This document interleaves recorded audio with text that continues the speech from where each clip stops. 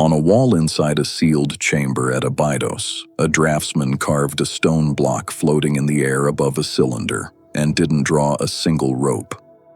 That blank space, where ropes or hands or levers should be, is the entire problem. The Egyptians drew ropes when ropes were used. The absence is the message. What you'll get in the next 12 minutes. How to read this panel the way an engineer reads a schematic. The physics that 3 modern labs have already demonstrated. And the question that's still genuinely open after 30 years. Quick test before we go further. If you saw a cross-section diagram of a boat next to a passage about steering, would you call that religion or engineering? Hold that question. It's the whole frame for what comes next. Imagine standing in front of the north wall of the chamber, 3 meters of carved limestone, 3 horizontal registers stacked top to bottom. The top register shows ceremonial figures, exactly what you expect from temple art. The middle register is what stops people who know how to read Egyptian iconography. It shows a cylinder drawn in cross-section so you can see its interior layers. Around the cylinder's outer wall, 8 curved projections evenly spaced. Above the cylinder, separated by a clean gap, a rectangular block proportioned like a pyramid casing stone. Off to the left, a human figure standing at distance, holding what looks like a rod with a curved end. Egyptologist Aidan Dodson, in his 2010 review of Abydos inscriptions, noted that the middle register contains technical iconography inconsistent with the surrounding ceremonial context. He stopped there. Inconsistent with context is where the published analysis ends. That's the gap worth walking into. Look at the panel yourself. High-resolution photographs are publicly available, and ask one question before anyone tells you what it means. If this were a tool, what would each part be doing? Here's the convention most viewers miss, and it changes how the panel reads. When Egyptian draftsmen wanted to show you the outside of an object, they drew it in elevation, the side view. When they wanted to show you how something worked on the inside, they cut it open and drew the cross-section.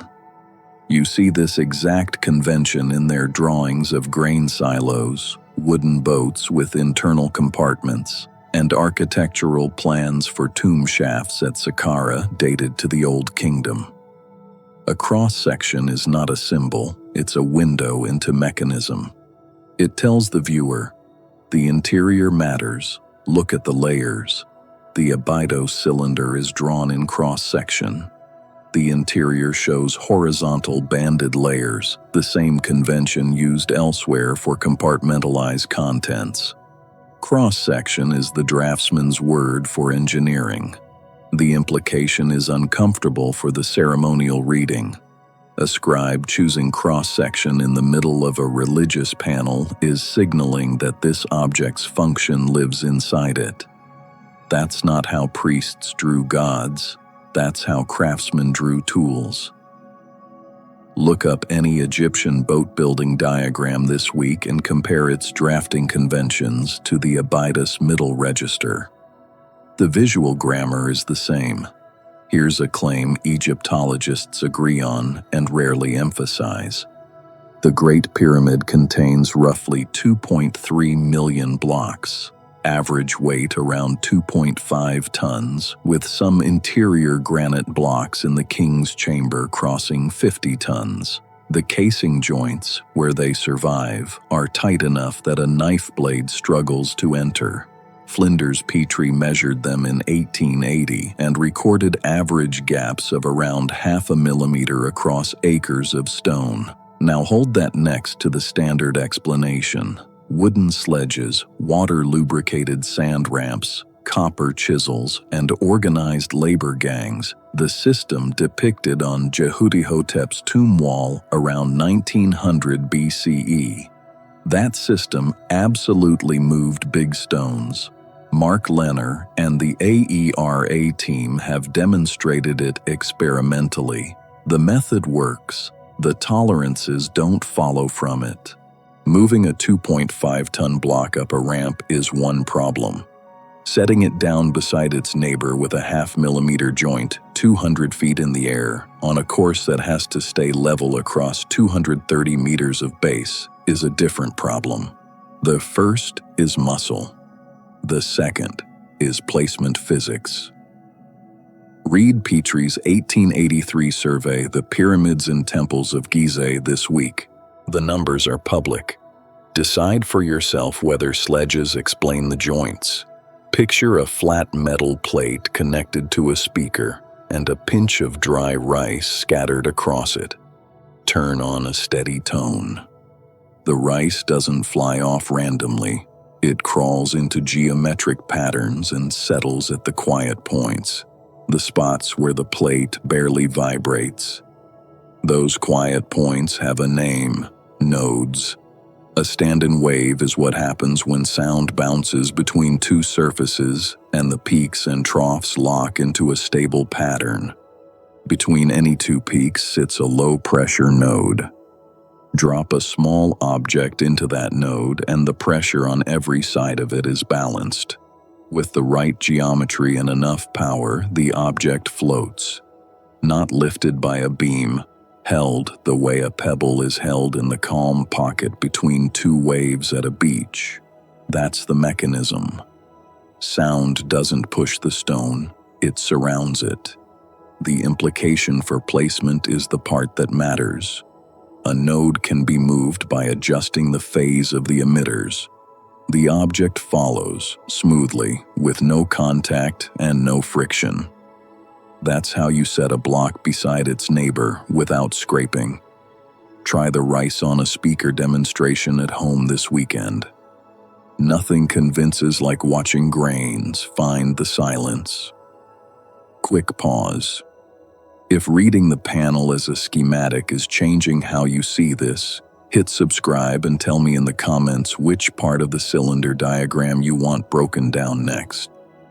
The second half is where the lab evidence lands and where the genuinely open question shows up. The one nobody has been allowed to test yet.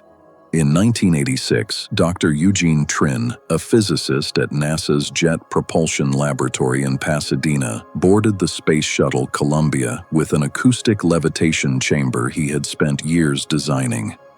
Inside that chamber, in microgravity, he used standing sound waves to suspend liquid droplets in midair, rotate them, merge them, and study their behavior without any container touching them. The footage exists. The droplets hung in the field like beads on an invisible string. Trinh's work wasn't a stunt. It was published in Review of Scientific Instruments and became foundational to a whole branch of containerless processing research. The point was practical. You can study materials without contamination if nothing physically touches them. What the shuttle work proved is that sound can hold matter against the only force that wants to pull it down. Gravity is not the final word on what stays up. For our question, that's the foundation. The phenomenon is real, and it has been demonstrated in a peer-reviewed setting by a NASA physicist on a public spacecraft. The argument from here is no longer whether sound can suspend matter. It's how much. Look up Trinh's 1986 droplet footage this week. Watching it changes how the rest of this conversation sounds. Two labs pushed Trinh's work into territory that maps directly onto the Abydos question. In 2014, Yoichi Ochiai's team at the University of Tokyo published in Applied Physics Letters a system using a phased ultrasonic array to suspend small objects in 3D space and steer them, moving the node, letting the object follow. Suspension, then guidance. 2 stages. In 2019, Asier Marzo's team at the University of Bristol building on his earlier work at the Public University of Navarre, demonstrated acoustic levitation of objects up to roughly the gram scale using a high-intensity ultrasonic array. The Bristol work made the technique cheap enough that hobbyists now build versions in their garages. Here's the honest part. Gram scale to ton scale is not a small leap. Lab demonstrations don't scale by wishful thinking. The relationship between acoustic power and liftable mass is roughly linear, but the engineering challenges at higher mass, emitter heat, array coherence, atmospheric coupling, are real and unsolved at scale. So the scientific position is narrower than the conspiracy version. The principle works. The scaling is unproven. Read Marceau's 2019 paper Acoustic Virtual Vortices this week. It's the clearest entry point into where the field actually stands. Did the Egyptians need to understand wave mechanics the way a modern physicist does in order to use the effect? That's the question that quietly decides this whole debate, and it's where most ancient tech conversations go wrong. Consider the longbow. English archers at Agincourt in 1415 fired arrows that exploited elastic strain energy, parabolic ballistics, and aerodynamic drag, none of which had been mathematically formalized. Newton wasn't born for another 227 years. The bowyers didn't know the equations. They knew the behavior.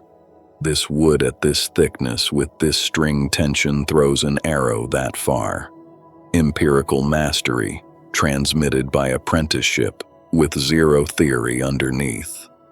That's how almost every pre-industrial technology worked. You don't need the equation to ride the effect.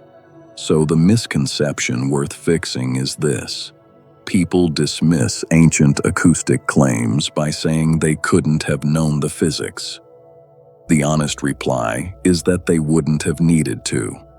A craft tradition that discovered, by trial, that a specific stone, at a specific shape, under a specific tone behaves strangely, could refine that observation into a working method across centuries without ever writing a single equation. Read about the longbow's evolution this week. It's the cleanest model of empirical engineering without theory.